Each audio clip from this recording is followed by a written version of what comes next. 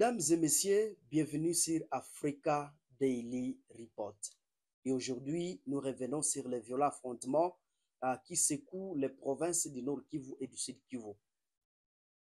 Il faut savoir que ces affrontements opposent les forces armées congolaises, appuyées par les jeunes résistants Wazalendo, contre l'AFC M23, notoirement soutenu par l'armée rwandaise.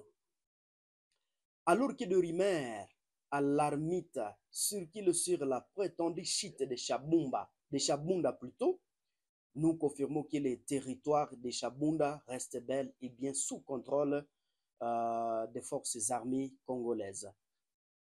Alors, la guerre psychologique et la réponse civile. La guerre dans l'est de la RDC n'est pas seulement militaire, elle est avant tout psychologique et médiatique.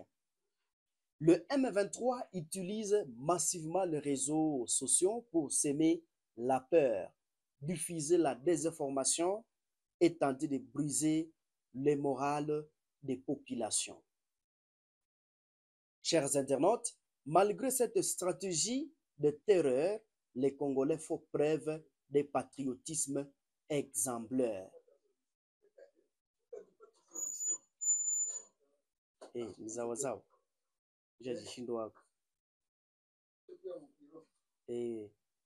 Anzibira, Walungu, Lukweti et Kazinga. Il faut savoir que les habitants se mobilisent. Malgré cette stratégie de terreur, les Congolais font preuve de patriotisme exemplaire. Anzibira, Walungu, Lukweti et Kazinga.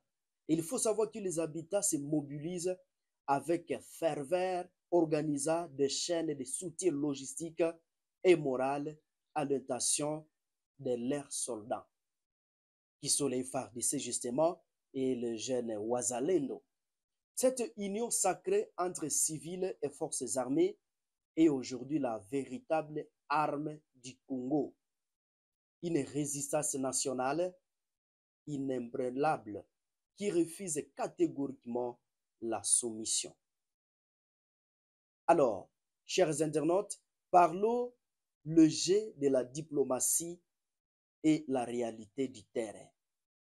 Alors que les négociations pourraient cesser le feu se préparent sous l'égide régionale, les contrastes est saisissant.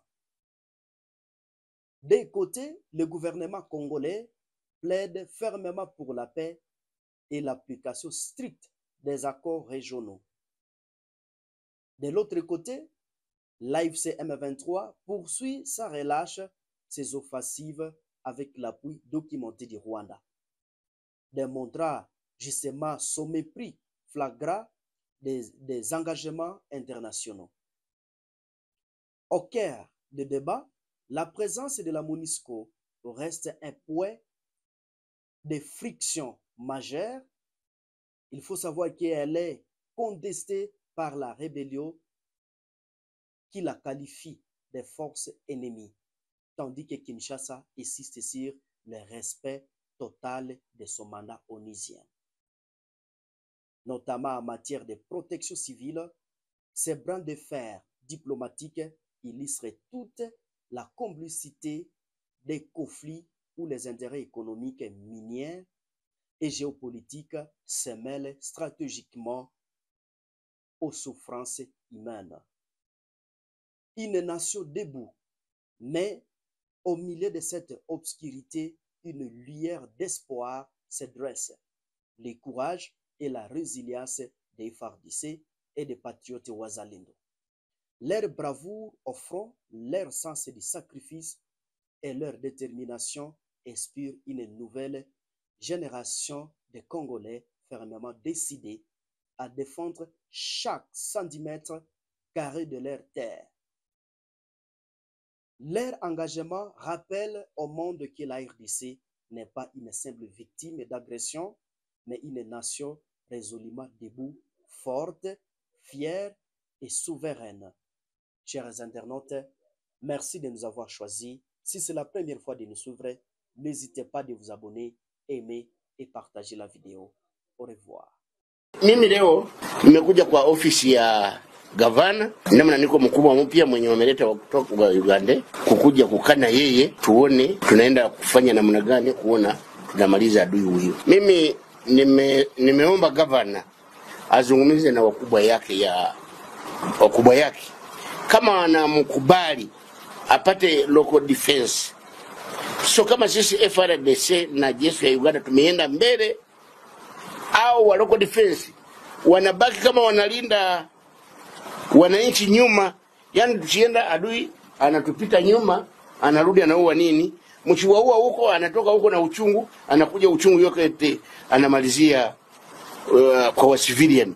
Lakini kama nyuma tumewacha local defense wanalinda wananchi, maneno yote yatakuwa mazuri. Tuko tunafanya mzuri, tuna coordinate nao mzuri, hatuna shida, tunakula pamoja, tunatembea pamoja, shida zote tunaziona pamoja. Ujumbe wa Kongomani na waomba wakae kimya. Tunafanya na nguvu sana na governor, tunaomba tunamalizia hii vita. C'est le message de la Senghor, ça veut dire que ce sont les évêques qui s'expriment à travers leur président.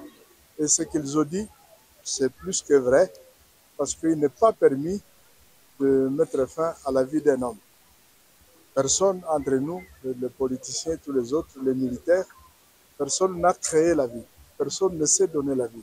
C'est Dieu qui nous a donné la vie et nous demande de la respecter. Il ne faut pas tuer. Il ne faut pas tuer. Et donc, aujourd'hui, nous sommes au 3e millénaire. La plupart des pays ont déjà, mis à part donc, la peine de mort, n'existe plus. Elle est commuée éventuellement à une prison perpétuelle. Mais dans notre contexte, comme notre président l'a bien dit, il convient de privilégier le dialogue entre les différents acteurs.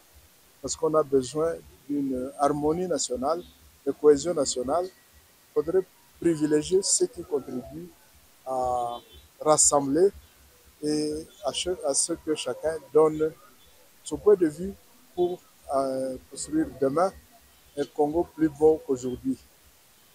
Monseigneur l'évêque, Merci. Ouais.